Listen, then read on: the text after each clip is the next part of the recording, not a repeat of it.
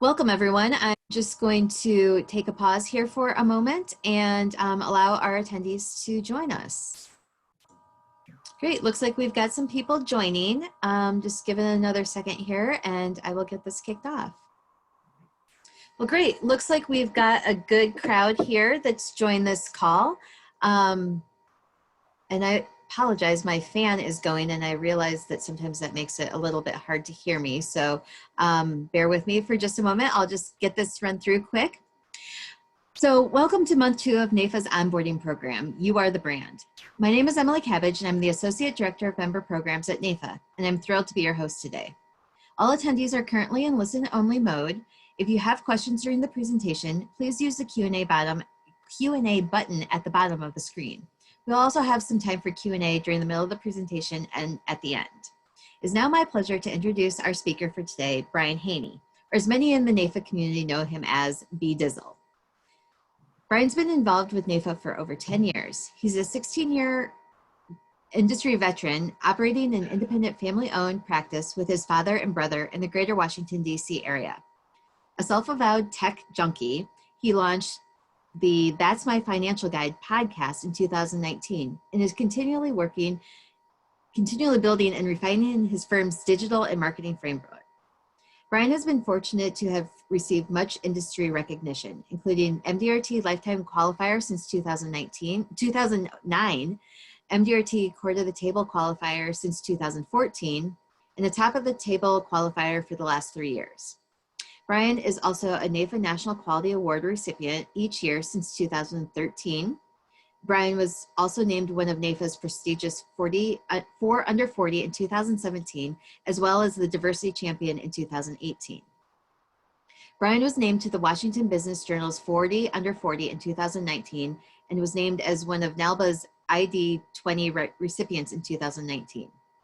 Brian definitely bleeds NAIFA blue. He's an active board member of NAIFA Greater Washington and currently serving as the media past president. Brian serves on the National YAT Committee, Independent Advisor Committee, and on NAIFA's Diversity and Inclusion Task Force. Finally, Brian acts as NAIFA's LACP chairman and has played a vital role in launching this designation. Brian was formerly a private banker and investment associate for SunTrust Investment Services and a licensed banker at Wachovia Bank, where he began his career. Brian resides in Silver Springs, Maryland, with his daughter and wife. He's a 2002 graduate of Indiana University. Go Hoosiers.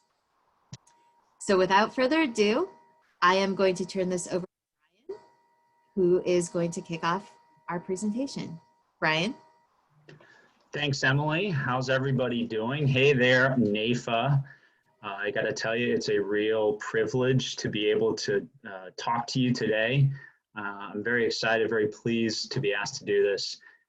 And I want to start really, before I get into that, by just saying congratulations to each one of you for making probably one of the most significant professional decisions you can make in joining NAIFA.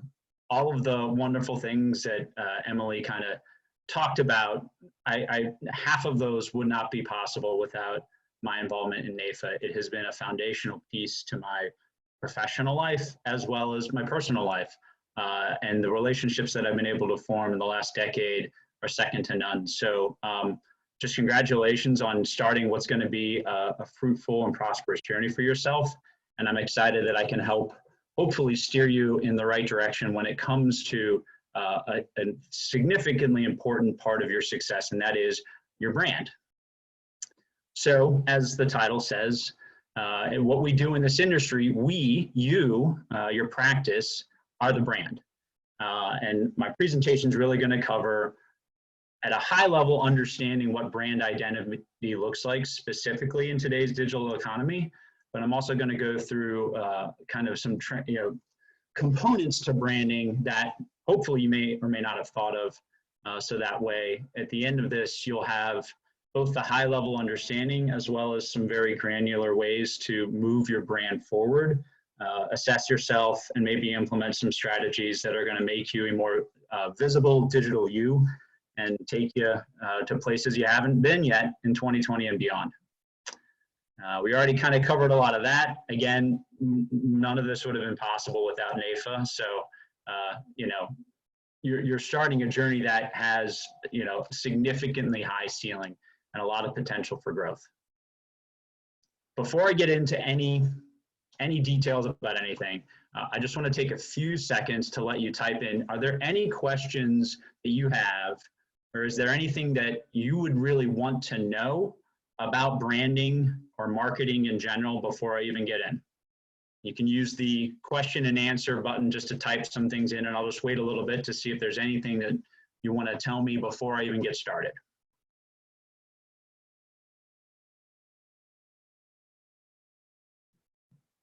All right, I don't see any questions being typed, so that's fine. We'll keep going. There will also be time at the end for, oh, here's one that popped up. How do we see AI taking over space? Yeah, that's okay. That's an excellent question, and actually, it's funny that you asked that because you'll see I addressed some of that in the next few slides. So feel free to continue to type any questions throughout the presentation. I will address them, maybe not as I'm going, but I'll make sure to cover them by the end of this. So be as engaged as you can be. I'm going to go through to that initial question, really the state of the union when it comes to our industry. And again, I know a lot of people may have a variety of different types of practices depending on where you are. Maybe you have an assets under management practice, maybe you have a P&C practice, maybe you're with a major life carrier like a Mass Mutual or a Northwestern, or maybe you have something in between. But I'm really going to try to make sure that I get a framework for the totality of kind of where we are today in 2020. Obviously, we're going to focus on what do you need to do about all of that. We're going to go through in a very strategic and thoughtful way how to develop a unique brand for yourself and your practice. And then probably one of the most important things once you have a brand developed is how do you carry that brand effectively across all mediums of communication and market engagement, which is not something that actually the average professional in our industry does very well. So let's get it out the gate and talk digital disruption. I don't think anybody that's going to be listening to this now or in the future is going to disagree that we are in the era of digital and a technological society.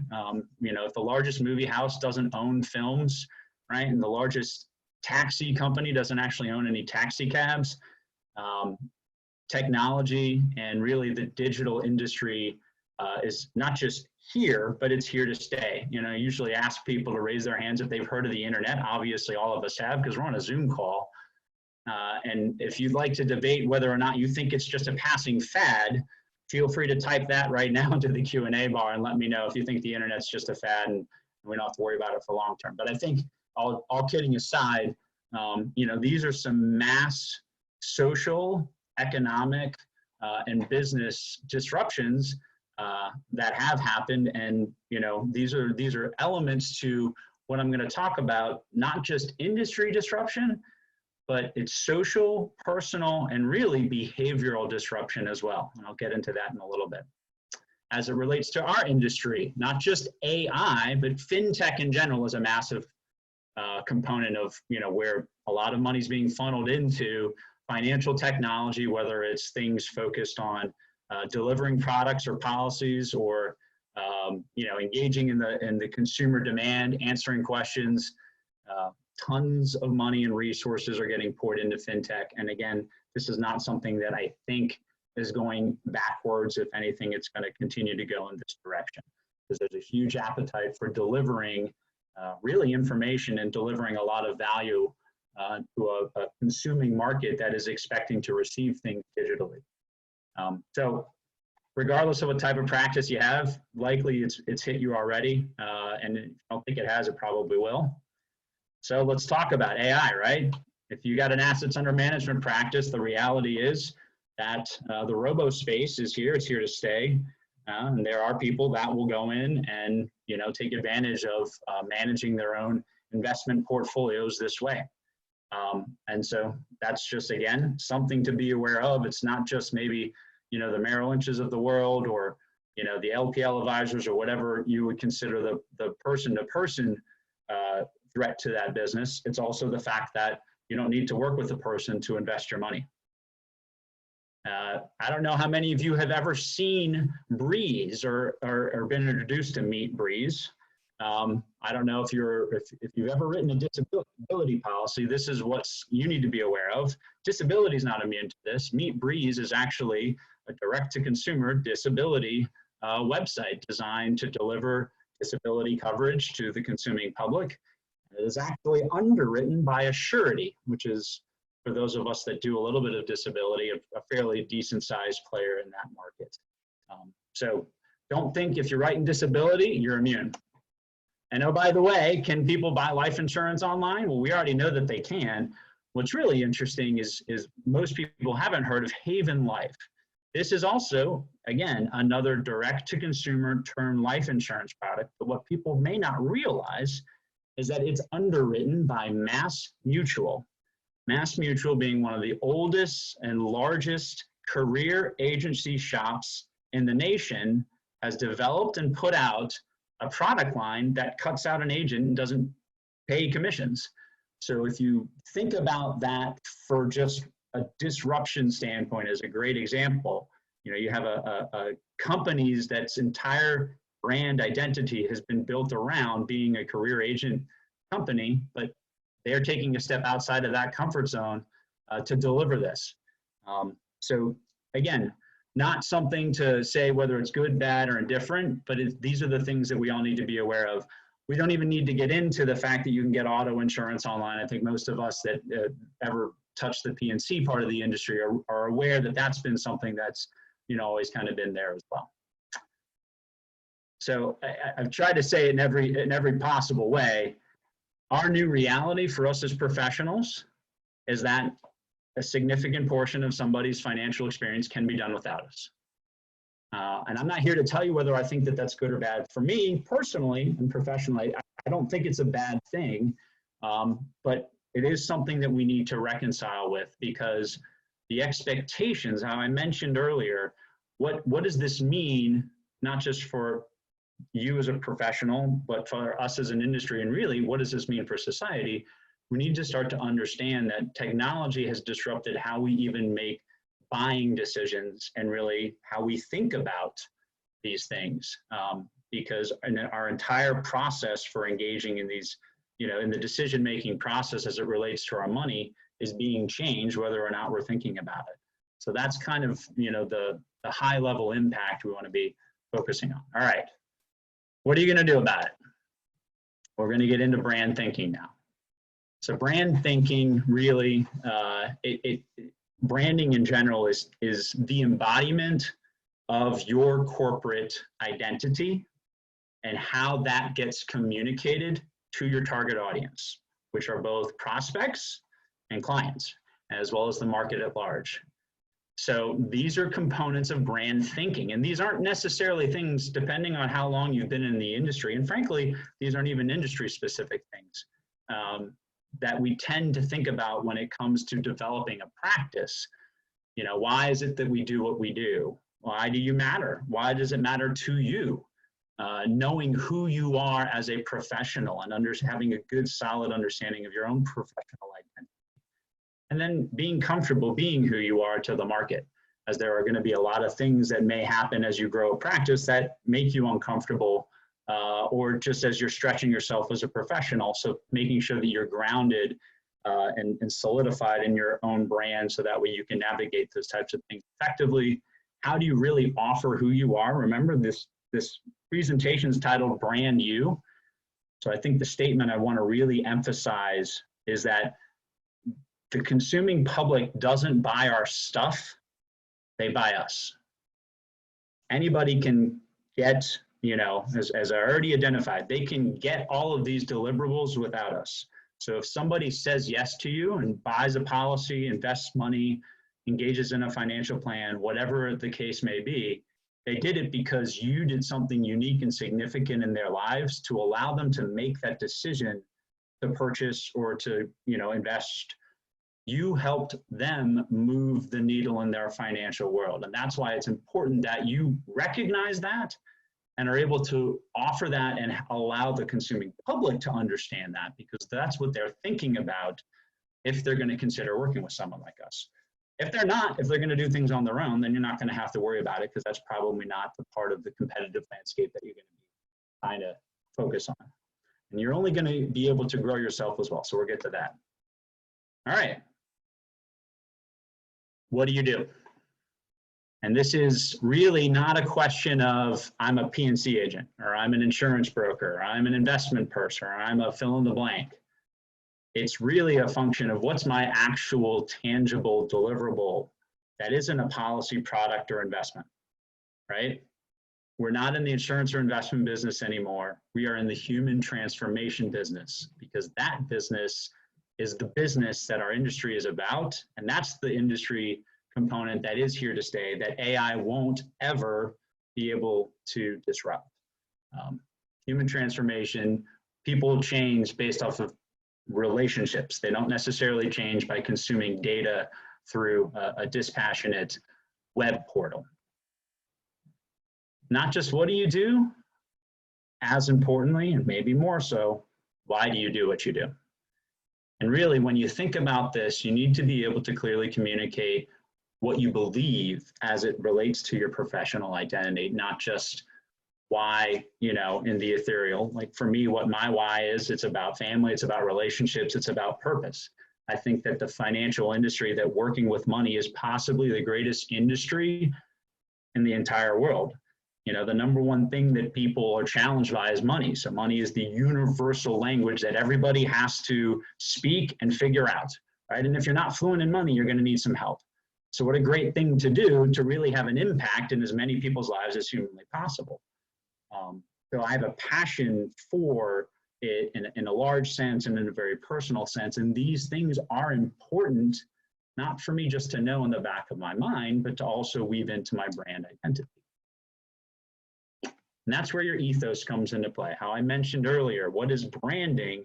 Branding is taking your corporate identity, taking that brand you, and being able to now essentially almost quantify it and communicate it, so that way somebody can understand what you do and why you do it, and determine if they feel like there's synergy, like you're going to be able to help them, that through a relationship with you, they're going to start to see their financial concerns addressed, their needs met, and they can start to see how you could lead them into the future that they're trying to tackle for themselves, right?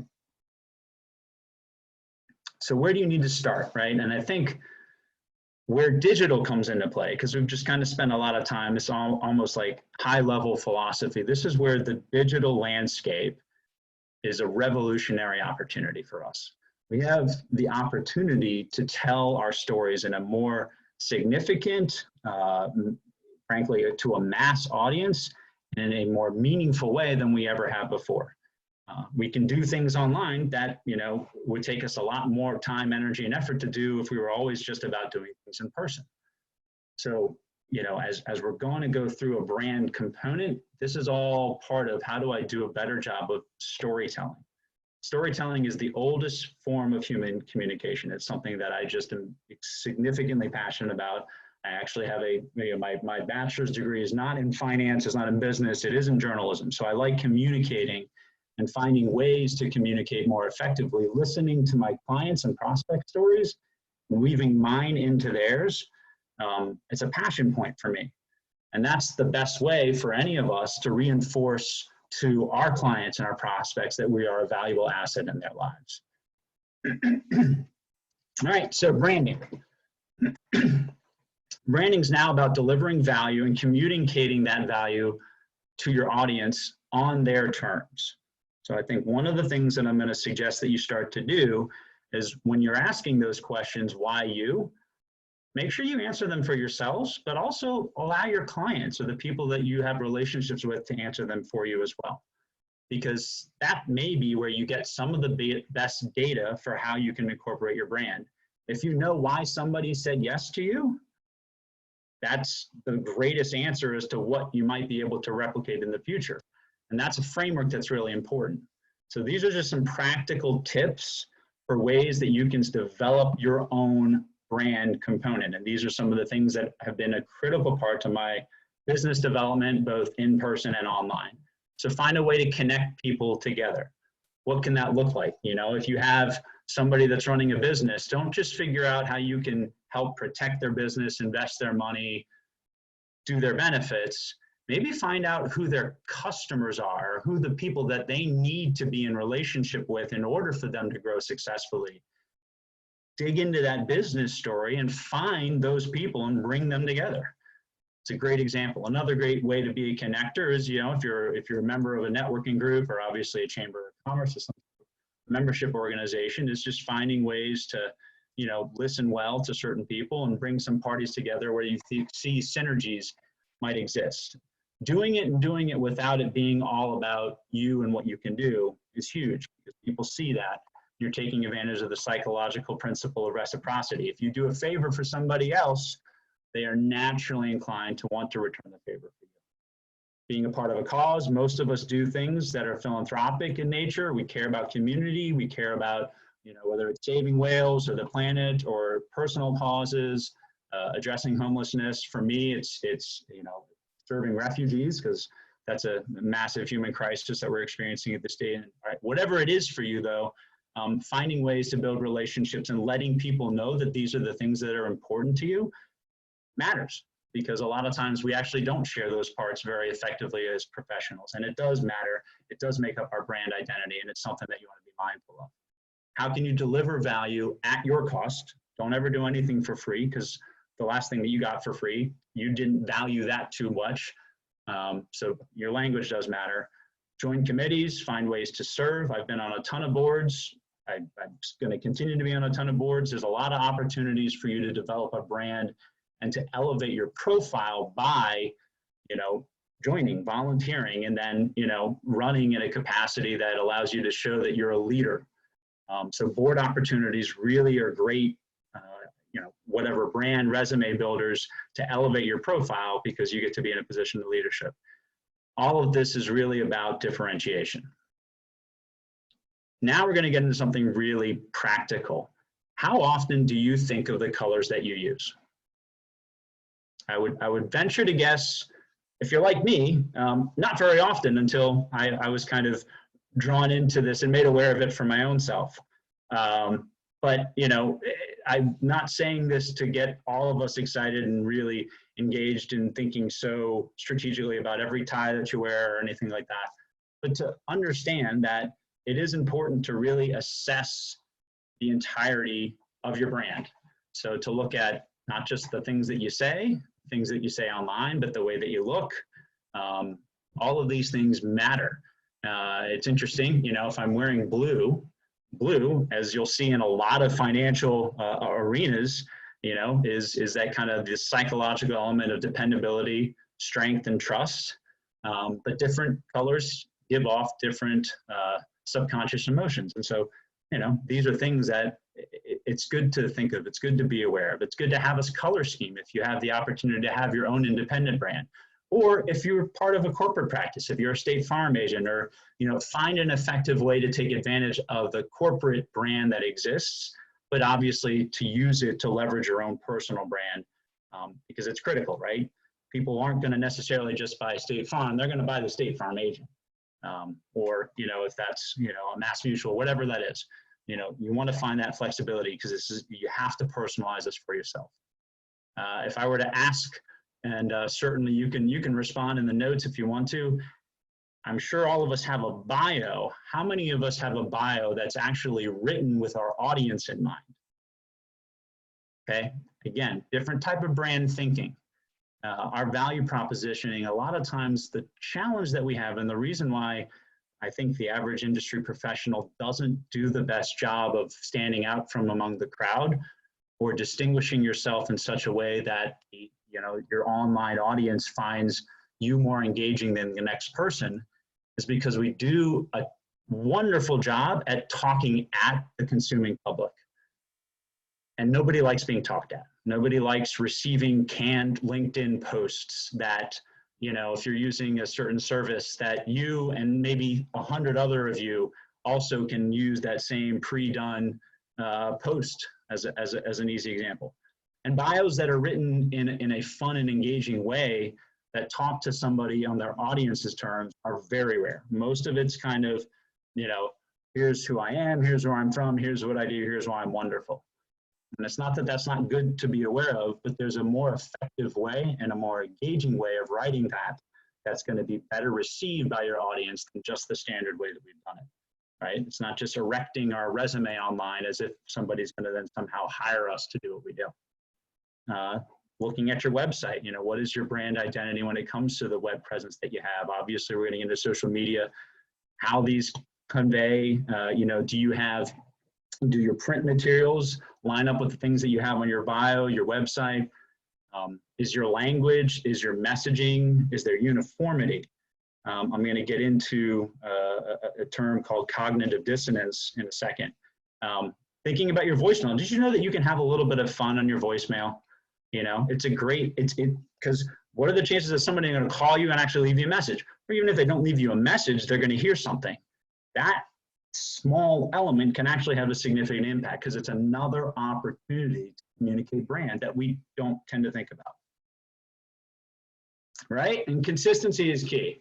And this is obviously one of my favorite brand identity pictures of all time. I know that if you were in public, all of you would be laughing, so this is great. But consistency is key. So I mentioned the term cognitive dissonance, and if you don't really know what that is, or even if you do, I'm going to define what I mean as it relates to branding. And this is probably one of the most significant things that people are challenged by. Cognitive dissonance is really about consistency. We do not, as human beings, like inconsistency. We don't like to be seen as inconsistent. We also don't like inconsistency in, you know, the public, in relationships, etc.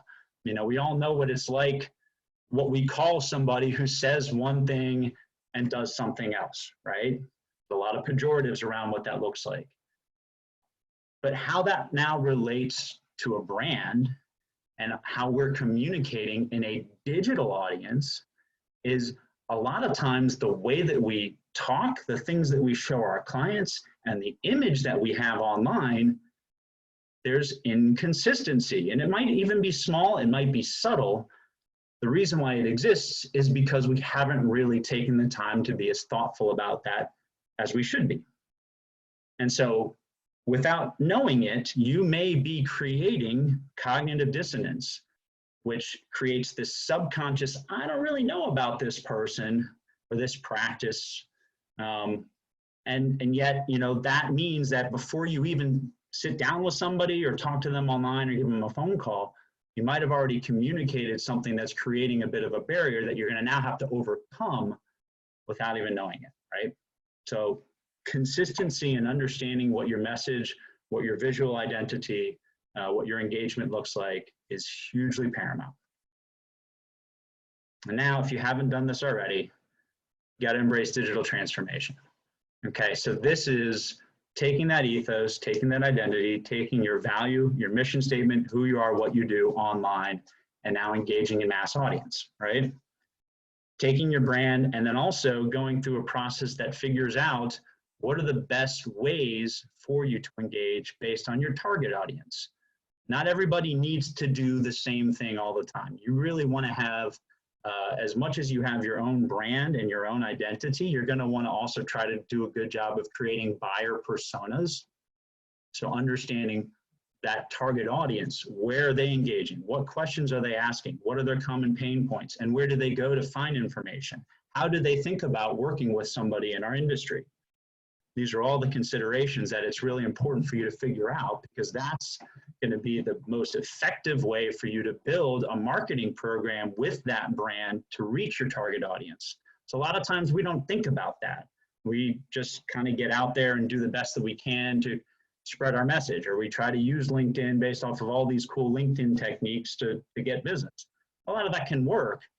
I would just say, if I'm going to have that level of engagement and effort, I want to be as strategic as humanly possible so that way my ROI is as high as it can be.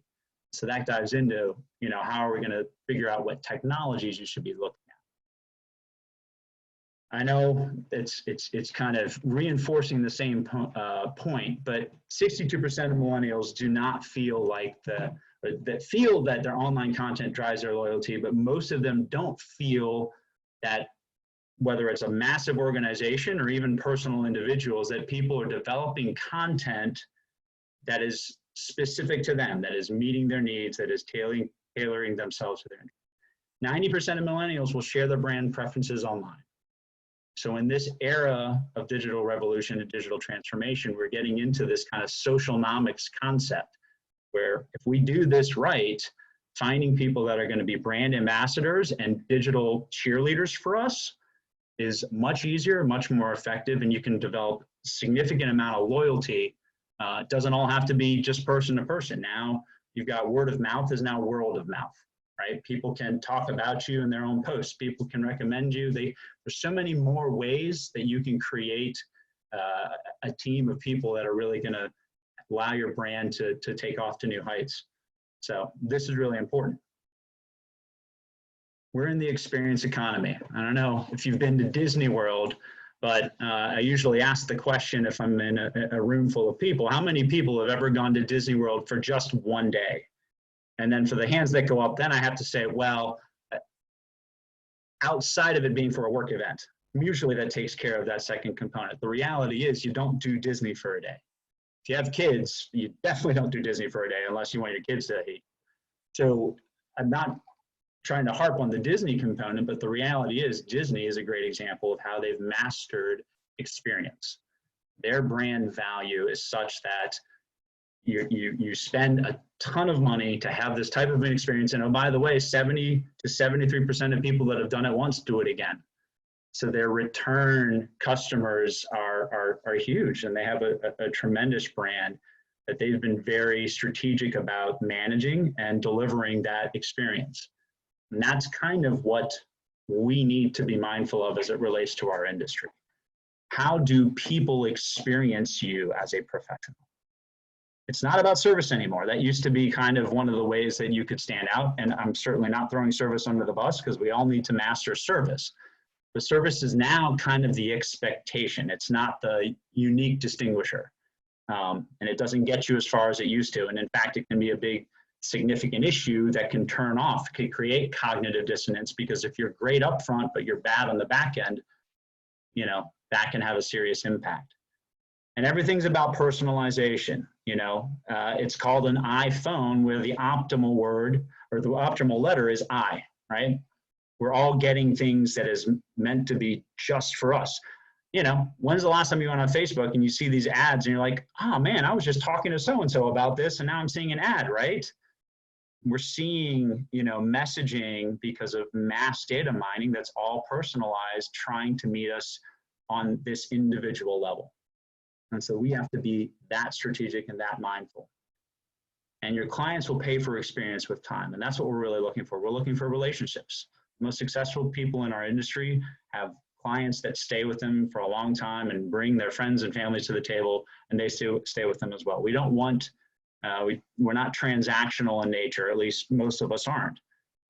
So, you know, how can you look at your brand value and talk to your clients and prospects about what it's like to have a good experience with you as a practitioner? All right. So this is the big build up to now. What should I do? Ryan, you've been talking about brand and all this cool stuff. I get it.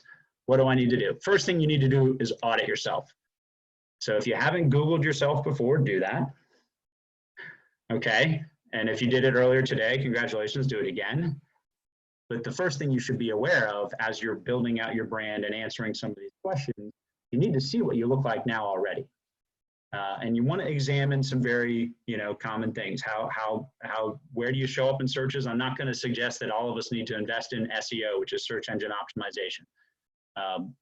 There's a lot of reasons why spending that kind of money may or may not be the most valuable thing for you. And if you want to have more of a conversation about SEO, it's probably best for us to do that offline. But take a digital audit for yourself and just see what you look like online. Pay clear attention to the pictures that you see. A lot of us, hopefully most of us, have good professional pictures. on LinkedIn profile, what have you. But a lot don't. And so again, cognitive dissonance, right? If I'm acting like a professional, you meet me as a person, and then you go online and you see some cropped, selfie that I put in my profile, people don't necessarily say something about that, but they're thinking something that you probably don't want them to be thinking. I think everybody really should be on Facebook to some degree or another. How you decide whether it's personal, professional, or both. But a lot of people, there's too many people on it I think it's probably, important for you to figure out how to use that as part of that brand engagement. And again, I think a lot of this goes back to storytelling and really the opportunity that we now have to use technology to have conversations digitally. Whereas, it used to be, right? You go to all the networking events, you get out, you pound the pavement to have actual conversations in person. Well, now we just get to do that online. We can have a conversation on Twitter, on Facebook, on LinkedIn, on you name it. You can communicate without ever having to see somebody. So this is a great opportunity just to really facilitate good conversations. Again, if you don't have a LinkedIn profile, you should. I encourage everybody to take a look at mine, take a look at the pictures, take a look at my background, take a look at my titles. Now, some of us are going to turn around and we're going to get into this big, nasty C word, compliance. I get it. That's not, they aren't the no business department or the place you go to figure out no and here are the 12 reasons why I'm going to say no. And oh, wait, what's the question again? There are certain things that you can and cannot do, and everybody's got to face the compliance machine. I would really love to engage with you directly, or at least give you some encouragement that, find ways to still be effective even within whatever compliance framework that you have. Because things that I know that most compliance offices will allow you to do is they will allow you to have conversations. They will allow you to engage in an audience. They may not allow you to make recommendations or point to specific products or do certain things, but just having a general conversation, opening the door and starting to engage, that's a very effective business strategy. And so there's a lot of ways that you can take advantage of making sure that your brand identity is more solidified. So that way you're distinguishing yourself better and not necessarily you looking like the 100 other you that might work for your corporate, whether it's State Farm, Mass Mutual, Merrill Lynch, whatever that looks like. Now, Instagram, again, sharing pictures is always fun. And you got to look at the people now as part of your audience. Where are your audience? Where are they engaging? These are things that you want to really be thinking about. Creating a digital footprint, right? Very specifically, looking at your Facebook profile, looking at Facebook pages and groups. So, any of us that were, been watching any television or watched the Super Bowl, what have you, what has Facebook been advertising now the last several months? They've been advertising these groups, right? Talked about, there's one advertisement that I love personally where, the guy takes his daughter to a baseball game and now he's a part of this group of daddies with daughters that like baseball or whatever it is. So there's some real meaning to that. And you can tell that they're telling these stories in such a way that you're going to look at that like I did and be like, wow, that speaks to me for who I am and what I'm about, right? So that's what Facebook groups are all about. So there's a ton of them out there. It's a great way to get introduced to a commonality from a market standpoint and, build your brand identity within that group or develop some relationships, right? Get to know people based on these synergies that you have. And again, like I said, other areas, Instagram, LinkedIn, Twitter, it's up to 240 characters. I think Twitter is probably one of the best places for, like I said, that conversation component. Throw out a question and just see what happens in your feed. See what people, write back. Great place to just get data, to let people talk and to just kind of get some engagement and feedback. Great for that.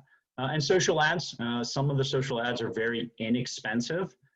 You can spend, $10, $12 to boost a post or to do an advertisement on Facebook. So there's some very inexpensive ways to build out a better digital profile that don't involve spending thousands upon thousands of dollars, for custom marketing, SEO, et cetera. And then this is the Captain Obvious advice. All right, doing the simple stuff well. If you have the chance to buy a custom domain or 2 or 3 or 38, if it's our practice, do that. If you want to, I mean, I own brianjhaney.com. That's not my website, but, there are a lot of ways where you can get your own custom URL. And maybe it's not for your practice, but maybe it's for a marketing component. I'll give you an example of this. Our practice has bought protectmyexec.com because one of our largest markets is the association communities. We're working with a lot of executive association professionals. And we do a lot of things like, key person protection and planning in that arena. So buying that domain was really strategic because we're going to be building out site that's really a microsite designed to drive traffic and deliver content to our target market. So it doesn't have to be our company.com. You can also use custom URLs to create a content domain designed to really catch part of your audience in one of the areas that they are really looking for, right? Understand what keyword searches are all about. This is really important when it comes to any content that you produce, understanding how the searches work. If you want to have an interesting little test for yourself, start to type a question into the Google search bar and just see what autofills. So for some of your target audience, remember we talked about earlier, that buyer persona, what are the things that your clients might be asking online? What questions are they trying to get answered? Great way to figure that out, and also a very effective way for you to be plugging into that from a brand standpoint. Understand backlinks, anything that you put out, having people link to you and vice versa. I already mentioned profile photos, also mastering hashtags. Hashtags is still a major way people can run a search. So, sometimes people say hashtags have gone out of style. They haven't. You don't have to like them or hate them. They exist, and they exist for a reason. So make sure you use them strategically for yourself, because that's a major way that you can have your digital content work better for you and very easily. And a lot of people just don't do it. I mean, the average professional I see posting on LinkedIn doesn't use hashtags. And that's okay, but I think you're missing something that's going to give you a little bit of juice. It's simple, right? Captain Obvious says, do the simple stuff well. These are my tech commandments. Honor your brand and consider your audience. When you're thinking about putting a content out, whether it's a post, whether it's an email, whether it's a newsletter, first question I hope you've already asked is this something that the people I'm trying to reach would actually want to consume? Are they asking for this type of content or information? I said a lot of times we just talk to the consuming public without really realizing if we're speaking their language and if we're communicating in a manner that they want us to communicate in. The previous slide said that the majority of the millennial generation doesn't feel like the online content is reaching them in the way that they want to be reached. So hopefully, whatever you do in whatever ways that you communicate online, in person, in print, in what you wear, and all of this, you're considering the people you're trying to reach before you decide how you're going to do that. Always put out quality over quantity. I think one of the better ways to have a digital presence is to create kind of a rhythm for yourself, a schedule, if you will. Like I encourage people when they're starting to really build their online brand profile is to actually have a set day of the week where you maybe do your social media engagement. A lot of times we have to take this kind of scattershot approach, or we do it when we're thinking about it or when we're in social situations. I want to post this or that. And that can be fine. It's not overly strategic. And some of it might then erode the quality of what you're putting out there. So I would say, take a little bit of a less is more, assuming that what you end up putting out is higher quality. Don't overpost and don't be a serial liker. Don't be that one person that, everybody in your circle is going to count on you liking every single post. We all have one of those people. I'm not going to tell you who it is in my sphere of influence, but it's, that's while we all like to be liked, you don't want to be the one person that's doing that for everybody. And please, please, please do not become a LinkedIn stalker. Not a week goes by where I'm not getting these weird, strange, pre-written messages by somebody that's excited to connect with me and, writes it in such a way that really, I obviously know they're about to sell me something, but for whatever reason, they think that this pre-written up messaging is actually going to work and I'm going to respond to it. None of that works. And if that's something you've done, I would encourage you to stop or at least be more thoughtful about it. All right, tools. Talked about social media. Sales service component, right? CRM. Hopefully you have a way to manage your client relationships and the data that you're gathering so that way you really have a good buyer persona, but you also have a system for managing all of those relationships over time. Incorporating things that aren't just the regular, name, address, serial number, date of birth, all that kind of stuff. Start to ask and put in these data points like, ask somebody about their pets. Pet industry is $1 billion industry. People love their pets as much as they love their kids sometimes more. So, you want to stand out, you want to have a better brand experience, pay more attention to things that are important to people that don't commonly flow through a normal financial relationship. It's a good thing to do. Calendly, Zoom, we're already on Zoom, finding better ways to be digitally more available to the consuming public. How great is it to not have to trade emails back and forth to say, what's good for you? I don't know what's good for you. Just have somebody, hey, you want to schedule an appointment? Here you go. Click on this link, pick a day and time that works for you. Much more effective way for you to manage your time, your practice, and also to fill up your appointments. So great resource to use. We're doing video marketing. NAFA has a relationship with Real Wealth ClientCast. So if you want to have some really good content in the video domain, because by the way, videos are one of the most effective forms of marketing communication because we learn twice as much visually as we do either in reading or just auditory form alone. So when you can have a video that speaks and has power, the staying power and the impact is considerably higher. So if you don't want to make your own videos, and maybe your compliance office wouldn't allow you to, that's a great resource to take advantage of. Hearsay Social, Podbean's a podcasting platform. There's a lot of those. If you're looking for help designing your own logo or building out a website, take a look at Wix or Fiverr. Great crowdsourcing resources available. Doesn't have to cost an arm and a leg to do it. And if you're not comfortable doing it yourself, don't pay somebody that's an expert to do it. You don't have to pay them a lot. If you want to create great white paper contents or ebooks, Designer is a great one. There's a couple others like that as well.